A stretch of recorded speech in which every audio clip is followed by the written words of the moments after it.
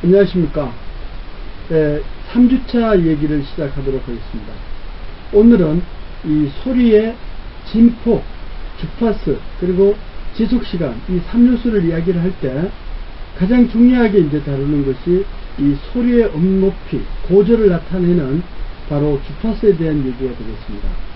그래서 그 주파수 얘기가 우리가 보통 이야기할 때 저주파와 고주파 이렇게 이야기를 하는데요.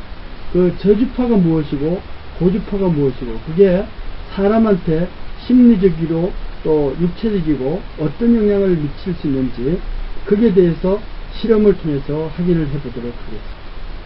일반적으로 주파수는 사람이 들을 수 있는 영역 20Hz부터 2000Hz를 열거를 해놓고 우리는 이것을 청각의 가청 주파수 영역이라고 이야기를 합니다.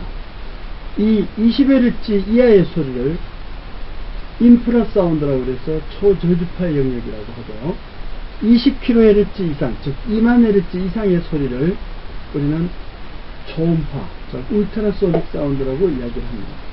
그럼 여기서 앞에서도 이야기했지만 높아심에서 이야기를 하면은 이렇게 헤르츠라는 말이 나오는데 그 헤르츠라는 것은 이 소리가 진동이고 떨림을 갖고 있어요. 그 떨림을 갖고 있으면서 힘을, 에너지를 갖고 있다고 그러는데 이런 떨리는 수가 1초에 몇 번이냐 이것을 1초 단위로 측정해서 나타내는 것이 바로 주파수라고 할 수가 있습니다.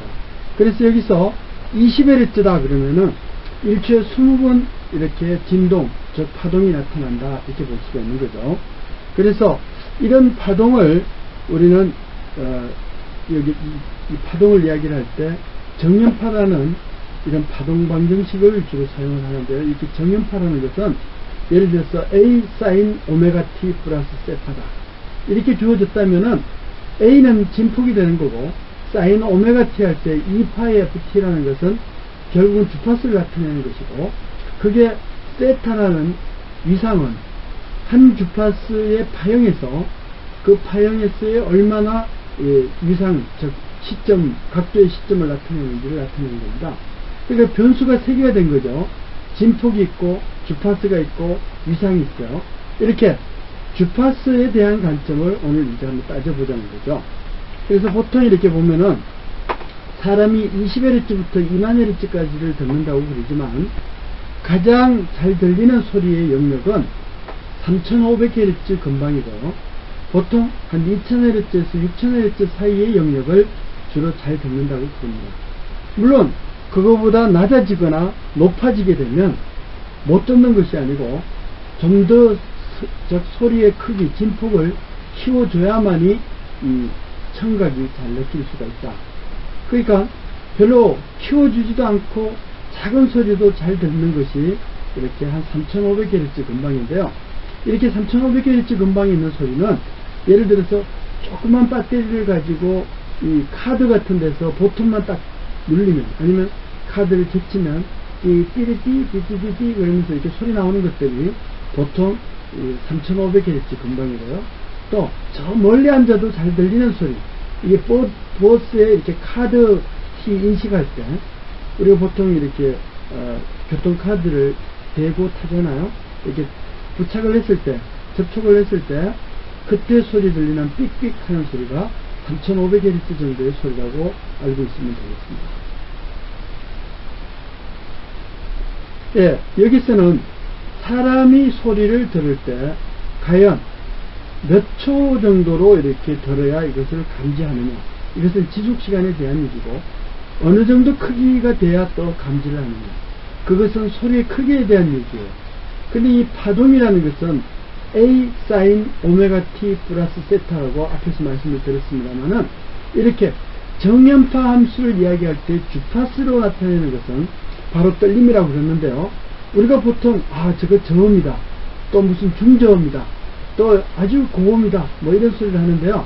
도대체 저음이 무엇이고 고음이 무엇이냐, 주파수가 떨림수로 이야기를 했을 때 사람 귀로 느꼈을 때 1초에 100번, 즉 그러니까 100Hz 이하 정도 되는 소리를 저주파음이라 그러고 100Hz에서 400Hz 정도를 중주파음이라 그러고요. 보통 1000Hz가 넘는 이런 소리를 고음이라고 이제 이야기를 할 수가 있습니다. 그래서 여기서 이렇게 보시면 이렇게 저주파와 고주파, 그 가운데 이제 중주파 수가 있을 텐데, 저주파는 각각 어떠한 특징이 있느냐 하는 것을 이야기를 했어요. 앞에서도 이야기했듯이 사람의 귀는 20Hz부터 2만Hz까지를 듣는다고 그랬는데 3500Hz 근방의 소리를 가장 잘 듣는다고 그랬습니다. 근데 그 3500Hz보다 낮거나 또는 높게 되면 그러면은 그만큼 듣기 힘들어지니까 좀 더 큰 에너지로 소리가 들려야 사람이 느끼게 된다는 것이죠.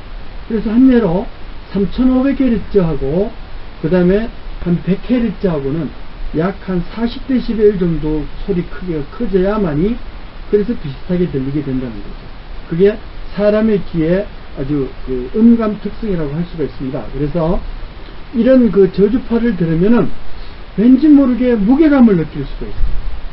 아주 묵직한 무언가 내리치는 이런 뜻한 무게감 있는 소리가 들리게 된다는 거죠.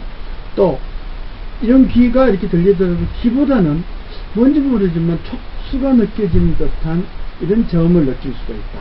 그래서 피부는 어떤 저주파의 소리를 듣게 된다, 이렇게 볼 수가 있어요. 여기서 피부 진동이라는 것은 피부는 촉감을 건드려야 되니까 손을 안 대고 건드리더라도 뭔가 힘이 가해져야 되겠죠. 이렇게 가해지는 청각으로 느끼는 것보다도 피부로 느끼는 것은 100Hz 이하의 저주파 소리가 주로 그렇다, 이렇게 볼 수가 있고요. 그러면 고주파라는 것은 보통 뭐 꼭 그렇게 선거놓고 이야기한 것은 없지만은 고주파라는 것은 한 1000Hz 이상의 소리를 우리는 고주파음이라고 이야기를 하는 거죠.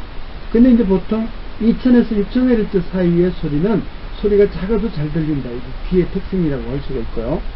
또 이런 소리가 귀에 민감하다는 의미는 결국은 이 청각세포가 그러한 위주로 아주 그 민감하게, 즉 작은 소리도 아주 잘 받아들이게 만들어져 있다, 그렇게 이야기를 할 수 있습니다. 그럼 구체적으로 저주파 소리가 나는 것은 어떤 종류가 있고 고주파 소리가 나는 것은 어떠한 유형이 있는지 그것을 한번 살펴보도록 하겠습니다.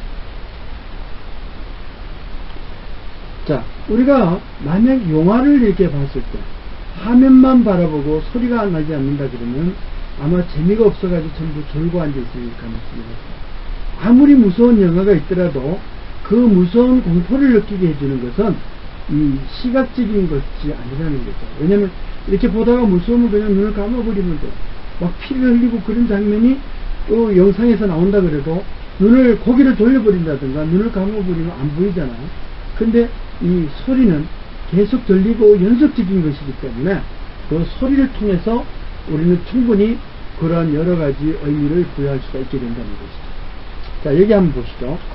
이 영화의 소리는 50%가 현장감을 느끼는 실감나는 그 느낌 중에, 오감 중에서 50%를 소리를 통해서 느낀다고 하는 것이 이 복만대 감독님의 이야기라고 볼 수가 있어요. 뭐 이분이 다 모든 걸 정설로 이야기한 것이 아니고 현장에서 영상 감독을 하고 촬영 감독 뭐 이런 것을 이렇게 지휘하다가 보니까 소리가 그만큼 중요하다는 것을 이야기를 해줬고요.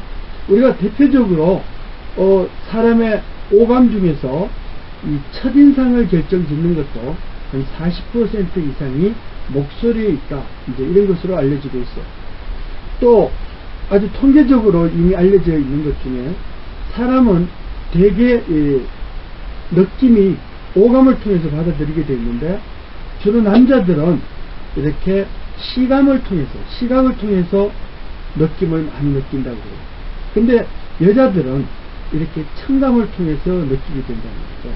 그러니까 사랑의 고백을 한다든가 뭔가 좀 이렇게 호소를 하고 할 때는 오히려 얼굴을 보여주면서 하는 것보다도 여성들한테는 전화를 통해서 속삭이는 듯 이렇게 이야기하는 것이 훨씬 더 효과가 있다 하는 것이 이 통계적인 조사의 하나라고 할 수가 있습니다.